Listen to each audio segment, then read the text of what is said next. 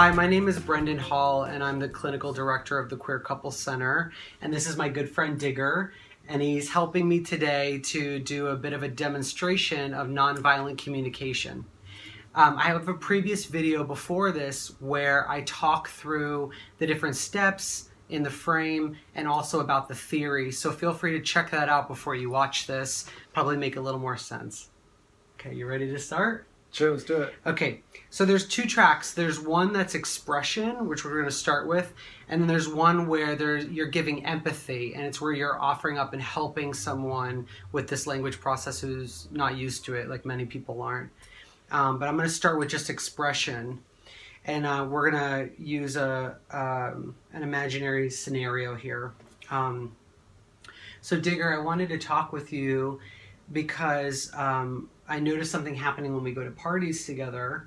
What I'm noticing is when we arrive at the party, we're there for a little bit, and then you'll go off and you'll see some friends you know, or you go downstairs, and then I lose you. And when that happens, I feel lonely, I feel sad, because I'm needing a little more closeness and support during that time. And I'm wondering if you'd be willing actually to stay closer in proximity with me at the next one, or communicate with me if you're going to step away so we can set up a meeting point for later. Okay, that sounds great, Brendan. It sounds like when we go to these parties and we end up getting separated and you can't find me, you're feeling kind of sad and could use some company during those times. So yeah, I'd be willing to discuss an agreement where we can stick together for a while and also incorporate my need for doing alone time too. Sure. Okay, great. Awesome. And then we want to demonstrate the empathy track. So Jigger's going to show what that's like when you're offering that up or wondering about something, and that person doesn't know the language process. And in this one, we're going to pick a different scenario. So we could do one where we're roommates. Yeah, so hey Brendan, so I noticed that when a lot of times I come into the room, your eyes seem to avert eye contact with me, and sometimes you've left the room, and I'm kind of wondering if you're feeling upset with me because maybe you're needing some sort of conflict that's going on with us resolved.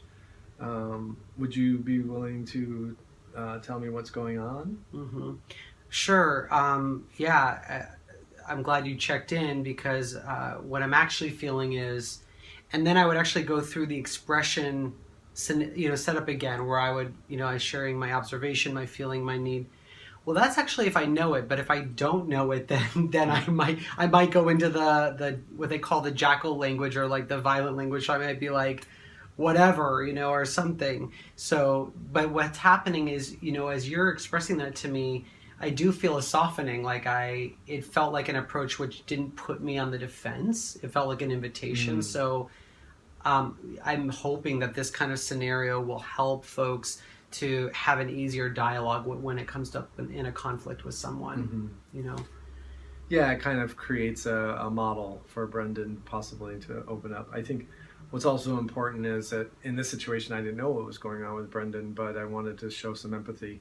For it seemed like he was upset by his behavior. So I wanted to express my empathy and hopefully open that line of communication through that sort of way of expressing it. Yeah. Thanks so much for helping me today with this. And you can see more of our videos online at thequeercouplecenter.com. See you soon.